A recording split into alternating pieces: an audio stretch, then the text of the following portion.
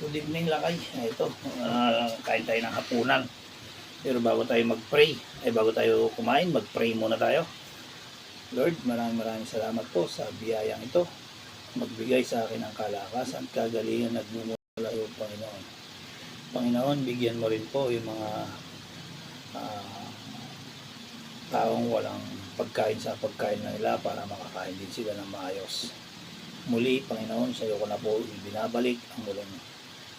Sa iyo ko na po ibinabalik na wala pong puring pasalamat sa pangalan ni Jesus. Amen. Ngayon lakay, meron tayong kare-kare, meron tayong iniyaw na bangos. At ito, umpisa na natin. Konti-konti lang yung kanin natin. Mas di bali daw marami ulam. Kasi hindi ako nasanay sa ganun. Mas marami yung kanin kaysa yung ulam. Kaya, hindi ko alam.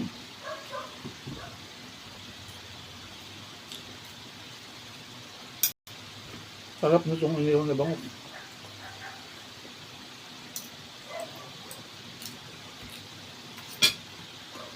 Kari-karing ano to? Liempo. Kari-karing liempo. Kaya hindi tayo kakabahan. Dahil hindi yan baka.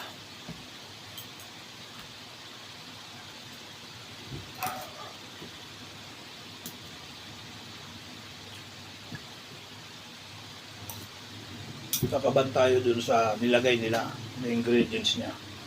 Tulad ng mani. Yun. Doon tayo kakabahan.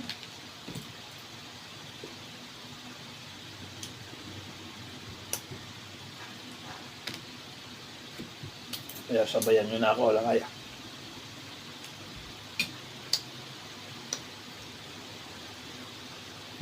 Shout out kay Brother Pete. Umuwi ka, brother. Ingat ka sa paglalakbay mo.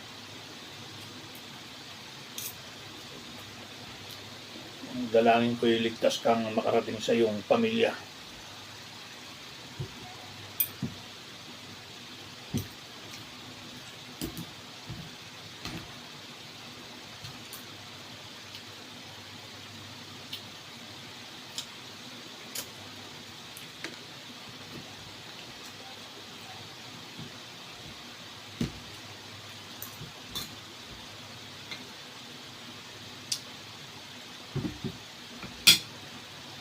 Basta't nandito lang ako sa likod mo.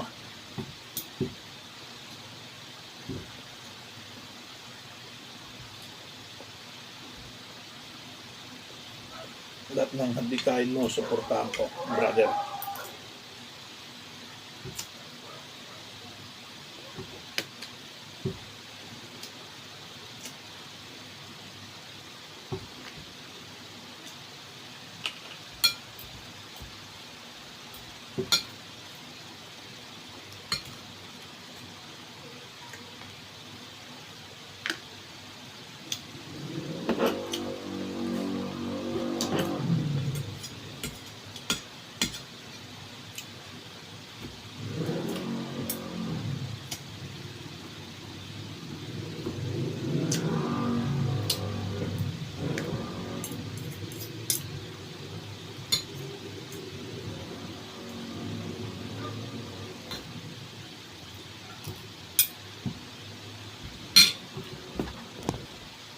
Tikman natin tong kare-kare, pero gulay muna tayo.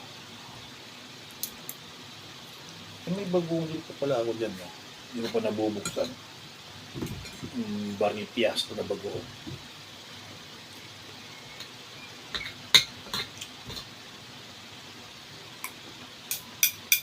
Masarap siya. Lalo yung gulay niya.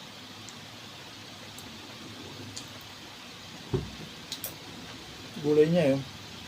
Pichay. Ito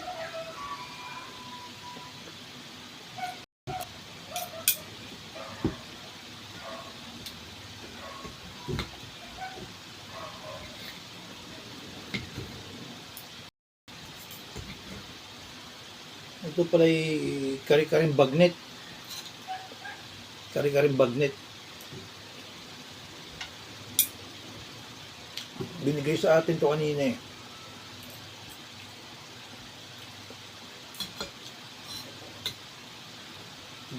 Binigay sa atin. Kare-karing bagnet.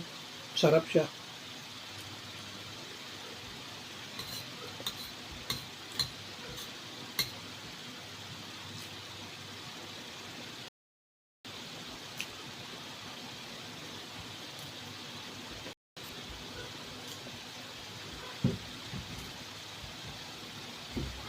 Kaya try nyo rin.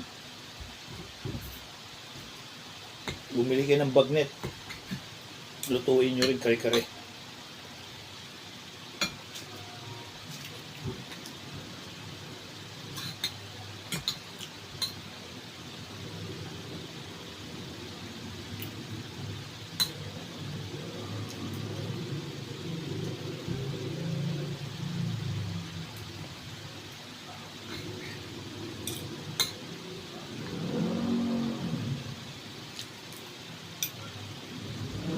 Ako nagluto ng kare-kare.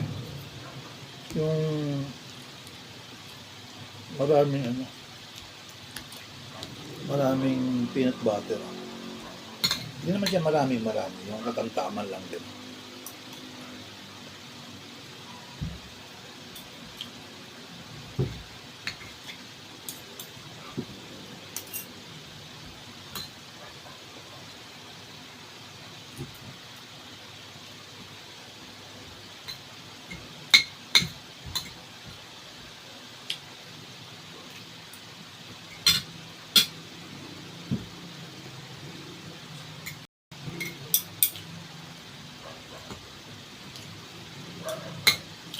Masarap din to panghanda sa piyesta.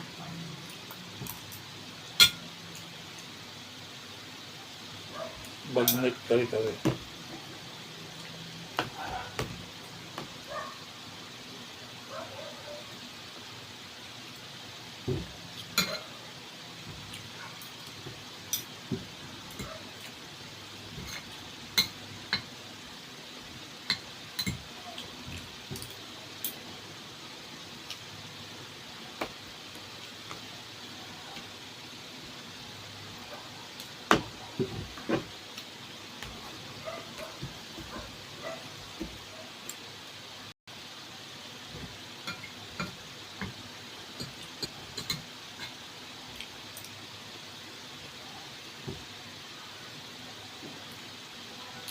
Masarap sana ito kung may puso ng saging.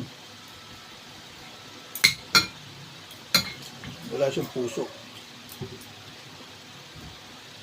Talong pechay. Tsaka sitaw ang nilagay.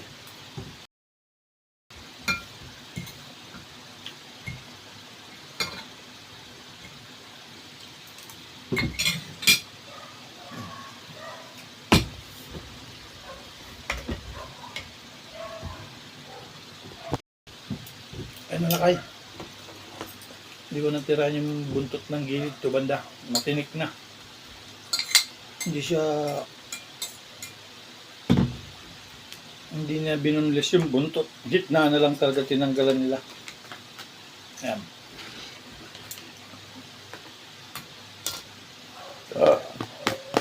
Ayan lakay. Tapos na tayo. Thank you Lord.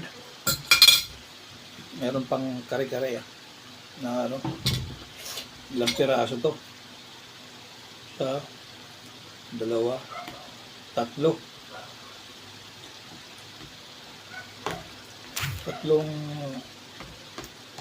Tatlong pirasong kare-kare.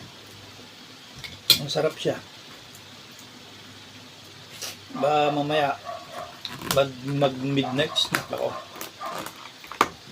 Kasi minsan nagugutom ako kaso tinitis ko na lang. Grabe, ang laki ng tinaba ko ngayon. Kaya shout out lahat sa kumakain ng bagnet kare-kare dyan.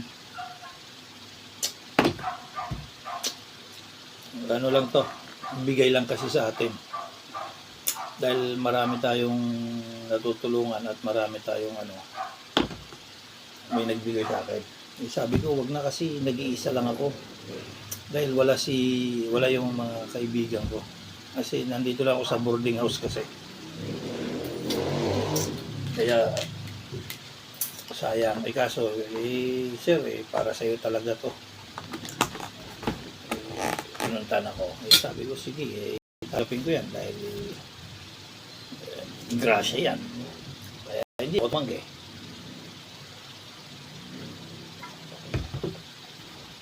Kaya yan, lakay, God bless, ingat-ingat lang tayo. Unahin natin ang Panginoon Diyos sa buhay natin. At sa mga basar ko dyan, God bless sa inyo. Subscriber ko, God bless din sa inyo. At sa mga gusto pang mag-subscribe, God bless. Kailangan pindutin nyo yung notification bell. Mag-subscribe kayo para updated kayo lagi sa video ko. At nakikiusap ako na sana i-like and share naman ang video ko para marami pa tayong matutulungan na kapuspalad na hindi lang si Ryan. Kasi si Ryan lang yung nandito sa likod ng City Hall, kaya pag uwi ko, lahat ng mga pagkain na binibigay sa akin, binibigyan ko rin siya. Inaabutan ko. Kasi nangangalakal lang yung tao.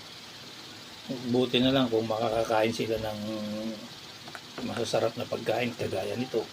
Pero hindi naman. Pero dahil sa mababait yung mga taong nanonood sa video ko, minsan pinapadalhan ako dun sa office namin at ibinibigay ko kay Ryan.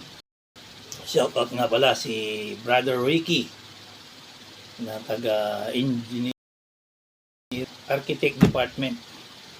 Yan. Siya yung na tumutulong sa akin na nagbibigay. Tsaka si Madam Irene. Yan ang mga tumutulong na nagbibigay. Kaya shout out sa inyong dalawa. Pagpalain pa kayo ng Panginoong Diyos sa kabutihan ng puso nyo.